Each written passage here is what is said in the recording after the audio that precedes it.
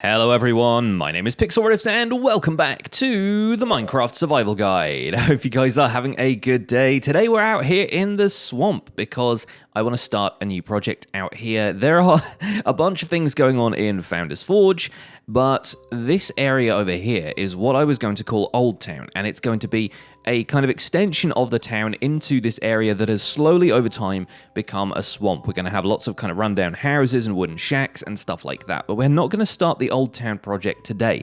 Instead, we're going to focus on something very specific, and it's tied into the idea I had for having 5 different blacksmiths in this area. One for the plains, one for the mountains, one for the forest, one in a castle that's going to be at the end of the Founder's Forge ravine, and one right here in the swamp. And each of these we're going to have different fuel sources. The one in the swamp is going to use kelp as a fuel source, or more specifically, kelp blocks. Because when kelp is smelted, it turns into dried kelp. 9 of those in a crafting table will make you 1 kelp block, and 1 kelp block can smelt 20 items. So kelp is actually a fuel source, and if used correctly, it can kind of be a self-renewing fuel source. You can use the kelp blocks to cook 20 more kelp, which you can use the dried kelp from to make 2 kelp blocks, and so on and so forth. It kind of multiplies as it goes. So farming kelp in 1.13 can be a really useful thing. So I want to set up a kelp farm out here to start off with, and that way, if I can get onto this lily pad and actually stand still for a second,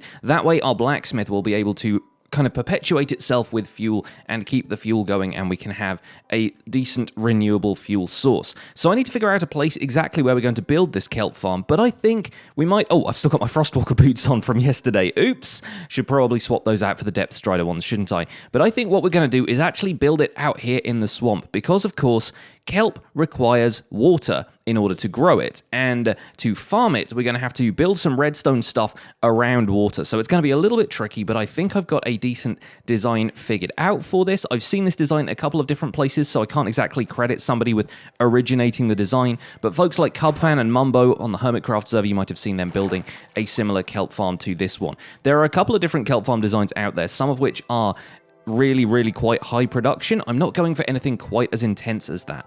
There are some that you can use sweeping flying machines like the ones we've used in the Blaze farm to harvest a huge amount of kelp at once.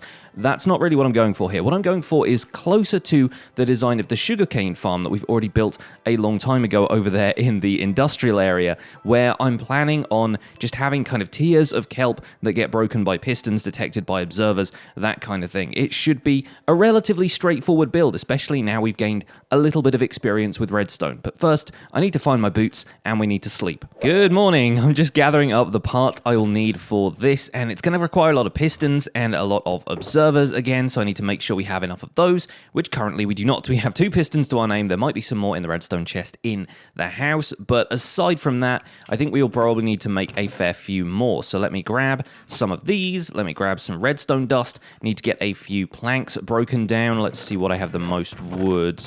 I think probably jungle will have to do for the moment. I've got a couple of jungle logs here that I plan to use in and around the build as well, but we need to convert some of these into pistons for the moment. Let me grab a spare shulker box just so we can have a project shulker box for this. They've got a lot of kelp in that one already, so that seems like we could probably stash some of that in there. And let's use this spare regular shulker box to house some of the building materials. There we go. Good. Okay, so now I can empty my inventory out to make some pistons.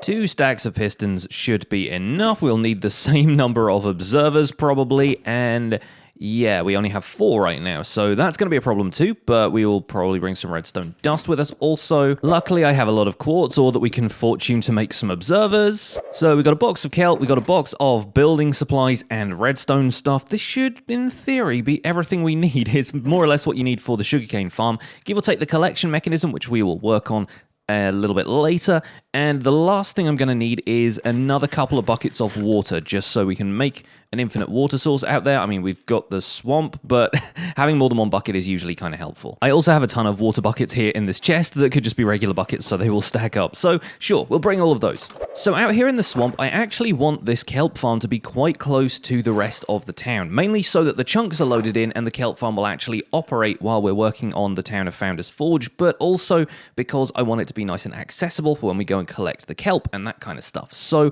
I think what we will probably do is build it somewhere out here, slightly to the right of the shadow of the hot air balloon up there. And I still need to fix the basket. Anyway, let's move on. Let's let's grab ourselves some spruce wood out of here. I'm going to be using spruce logs for the most part out this way. The reason I'm bringing jungle logs with me, by the way, is that they've naturally got this kind of green texture to them. There's like green patches here and there, and I'm not certain if that's still the case in the new vanilla textures. I'll have to check that at some point, but I always think it looks really great in a jungle setting because it's naturally got that kind of damp, mossy look to it. It's got this slight kind of green tint that allows it to be a little bit kind of waterlogged looking, I guess. So we'll use those. Also, jungle logs have like this round texture in the way that most bark has like a vertical texture. Jungle logs have a horizontal texture. I find it looks really good out here. But we're going to start off by making ourselves a little trench down here. We're probably going to go out about as deep as the swamp will go, clear out some of this seagrass, and yeah, we're going to be starting it roughly, let's say, here. So we'll start here, and we're going to build this out in layers and tiers, so it's going to kind of branch outwards in a V shape. You'll see what I mean once we build a little bit more of it. But I'm going to make this row of planks here, I think 18 blocks long, so that we're going to be using 16 observers and pistons on each side as we go. And that'll make it a nice even number for the 2 stacks of pistons that we've got with us already. So there we go. This section here is 18 blocks long, and it actually fits quite neatly between the 2 dirt banks on either side here. So we're going to leave one gap in the middle. This is going to have to be an odd-numbered build, but that should be fine. We're going to fill this row in there, and then do the same on the opposite side. Then we're going to dip into the observers and pistons. We're going to start by placing a row of pistons 1 block in, so we have 16 in a row like so. We'll do the same on the opposite side, and then we're going to add observers on the top of them facing inwards so that they will be able to read when the kelp gets to a certain height. Then, to make sure that the observers power these pistons, we're going to add a row of blocks back here, and then we will have to add redstone on top of the blocks. Now, redstone is not waterproof, and it will break if you try and place it underwater or if water flows into it. So we are going to have to dry out and waterproof this section here to make sure that no redstone gets touched by water. So we'll need to build up around this. I might make it out of glass or maybe out of just some more spruce wood, but we'll build up some sort of barrier to make sure that the redstone here can remain dry. But I'm sure you get the idea already, right? You plant the kelp here, it grows up to the height of the observer detects it, sends out a redstone signal into a redstone piece here, which is going to power the block underneath it, powering the piston, and breaking off the kelp here. This single kelp block down here will remain, and it will continue to grow. Now, the thing about kelp is that it operates on a mechanic called age, and if I press F3, you'll notice on the right-hand side underneath targeted block, it says Minecraft kelp, and it says age 3. Kelp can grow until it has an age of 24. Once it reaches 24, there will be one more block that can grow on top of it, and that is it. Meaning that if a kelp starts down here with an age of 24, then it will only grow up one block, and it won't be able to grow any further to be detected by the observers. This one here, for example, started off at age 24 when I planted it, and there's some that start at age 1, age 18, age 3, age 12. They kind of randomize a little bit. Now, one of the great things about this farm design is that all of the redstone is going to be connected at the back here, much like it is in our sugarcane farm, firing all the pistons as it goes, which means that even if one of these kelp isn't able to grow any higher than about there, it'll be outgrown by one of the other plants. That'll trigger an observer, all of the pistons will activate, and they'll all get cut off at this height anyway. That actually randomizes the age of the bottom kelp block again. So you'll notice now this kelp block has an age of 19, and then if we grow it manually, it's got an age of 5, but then if we break it again like so, it returns to a different age, starting at age 3, meaning it will be able to continue to grow.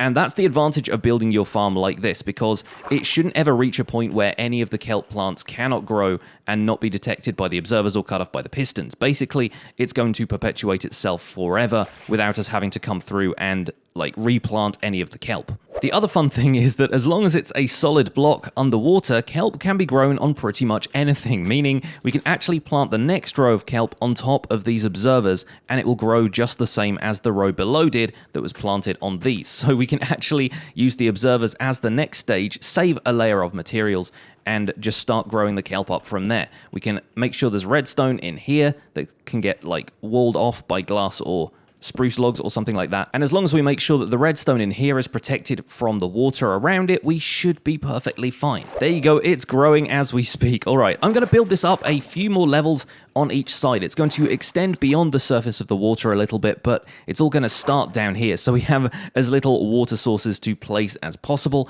and then we're going to fill in the sides here with glass so that you can kind of see into it. We'll probably ultimately build a building around it, but for now, I just want the farm to be here. I want it to be functional and producing kelp for us so that the blacksmith can have some fuel later.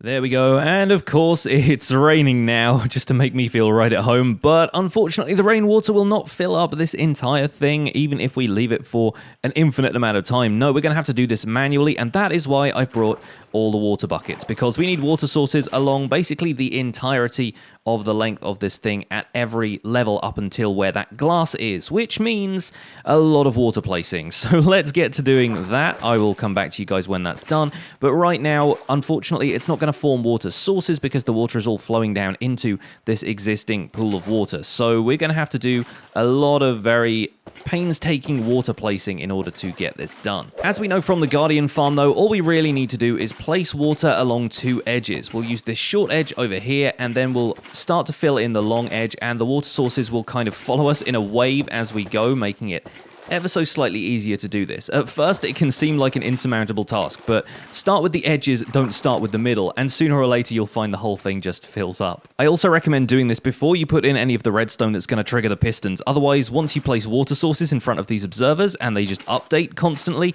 you're going to find that you end up getting a lot of piston triggers. And once we get to the top here, it's about time to start thinking about a collection mechanism. And there are a bunch of things we could do for this, but I think the simplest way is just going to be to run a bunch of hoppers down the center here and have the water flow in from either side, because remember, once you break the kelp, all of the items will float to the surface as long as there's no downwards flowing water in here, which we've just ensured there's not by filling it in with water sources. Also, because the kelp itself will actually grow water sources all the way up to the surface, and when it breaks, any flowing water will be converted into regular full water sources. So it's not going to be too much of a problem to guarantee that all of the items will float to the surface, at which point a water stream from either side could divert it into the center. Now, as we've just seen, unfortunately, it's not going to be quite as simple as placing water buckets all the way along the edges, because the water will only flow a block or two before it sinks down into the main body of this water. So what we want to do is actually extend the length that this water is going to travel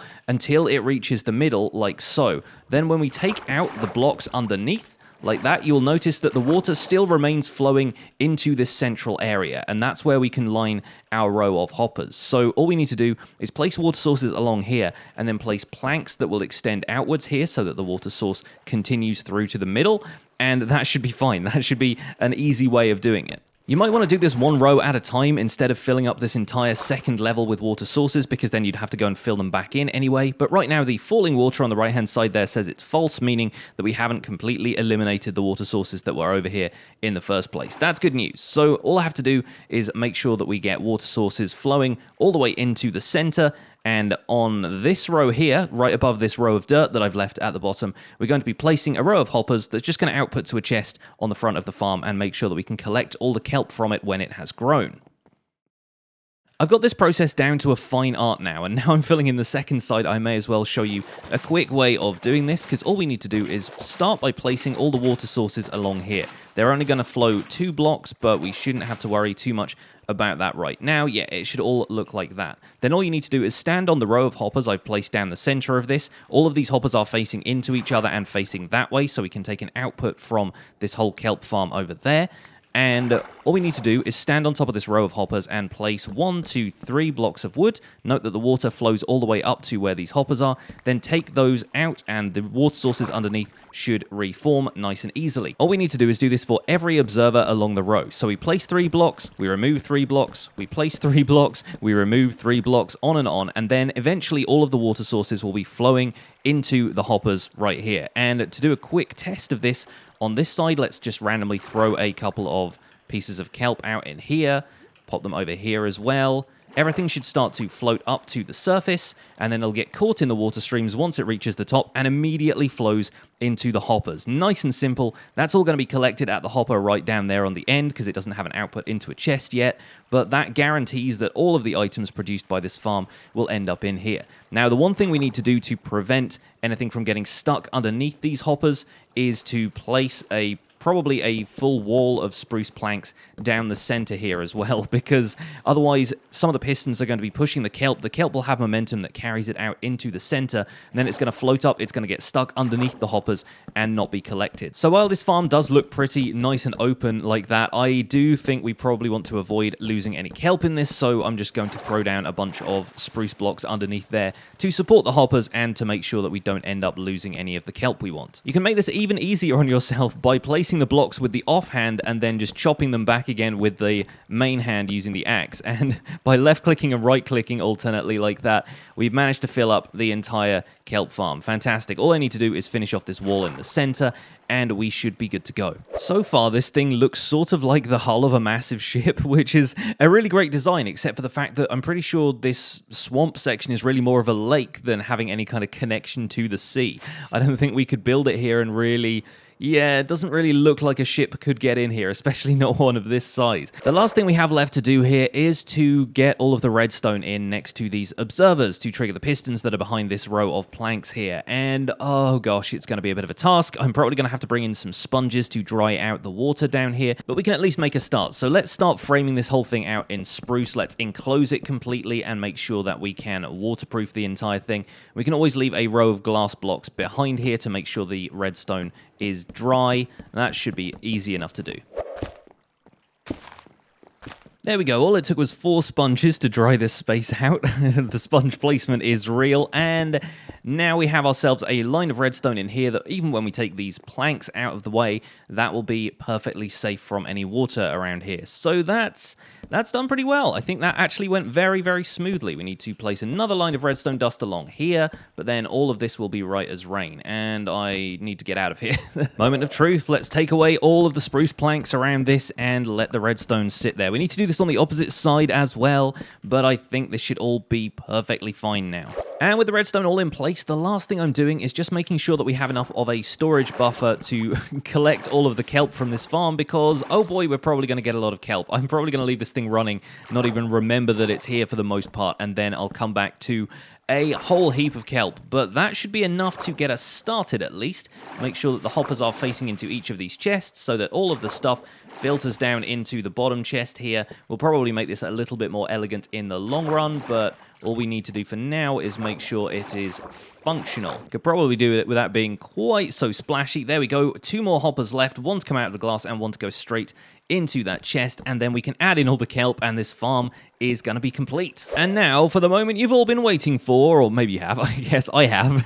I want to see this farm done and operational, and for that we need to add the kelp. So I'm going to deep dive in here and place all of the kelp in rows. We need to start on that spruce row down here and then on the observers above there, and this whole thing should start to operate. Now, obviously, it's not going to start producing a huge amount of stuff straight away, but let's just check that it works. Yes, fantastic. And all of the kelp should float to the surface and be caught in those water streams, ready to be channeled into the hoppers. Success! I think this has turned out very, very well, and we really only need a stack of kelp per side, because it's 4 rows of 16, so I didn't quite need to bring this much kelp with me in the first place. Good to be able to test each of the rows, though, just to make sure that we've placed the redstone correctly, but I can't see anything from the outside that leads me to believe this has gone wrong, so let's hope it all works okay. All right, we have 2 stacks of kelp in the system. Some of it is growing already, which is fantastic. Now let's see if that grows a little bit further. Starts floating up. That one grows. It floats. That one grows. Everything fires.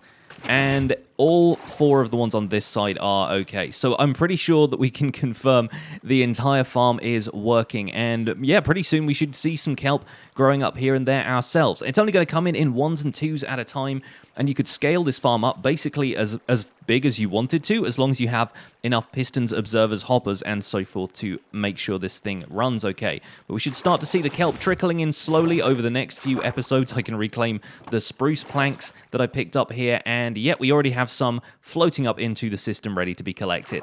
Fantastic stuff. Not only do we have a kelp farm now, I think we have a pretty good looking kelp farm as well. I like the modular design of this thing. I like the fact that it kind of looks like the hull of a ship, and maybe we'll build some kind of impossible ship around it in future, but I think that is where we're going to call it for today's episode. Thank you so much for watching this episode of the Minecraft Survival Guide. My name has been Pixlriffs. Don't forget to leave a like on this episode if you enjoyed it, subscribe if you want to see more, and I will see you guys soon. Take care. Bye for now.